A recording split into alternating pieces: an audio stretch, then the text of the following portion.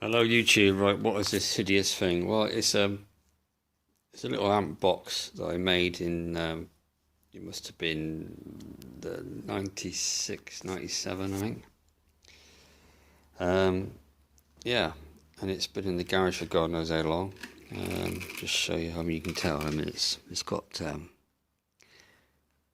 rot on the drivers, which is my fault really, because it's been in the damp, but and it's quite heavy. It weighs about, what, 10 kilos, 9 kilos, because it's got a 100-watt Bk electronics module. Now, if you're familiar, there's the mounting screws there, look. I tried to cover all the bases, like you do, so 150 millivolt CD to 775 millivolt 1 volt max. Well, that's from a mixer DJ, so because DJ mixers have a lot of output. So this module in here is you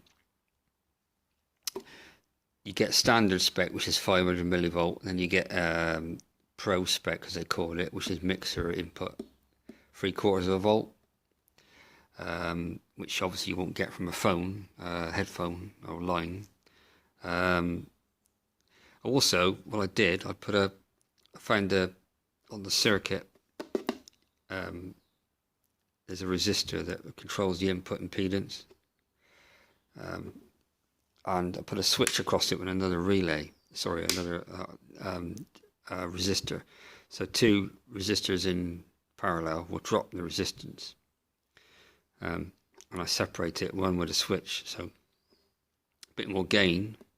If you put in the low at one end from like a just straight CD, flick that, it gives it a bit more of a gain, like it brings it to about the 500 level, so it brings the input a bit nearer to what it would be, and then leave it on that. That's the mixer output. So obviously when you put a mixer in, it'll blow your head off. Speakers on and off, and there, look, 4 ohm minimum, always on. So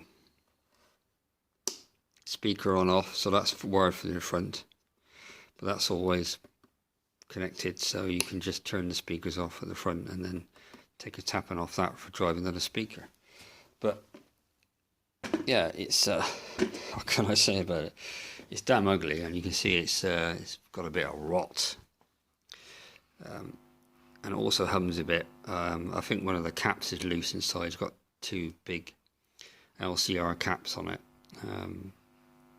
But it's a Bk Electronics 105 watt at 4 ohm module, and those of you know what Bk Electronics are, they're still around, and I think they still make these amps. I'm not sure, but this was the smallest one, and I believe at the time it used to get very, very hot.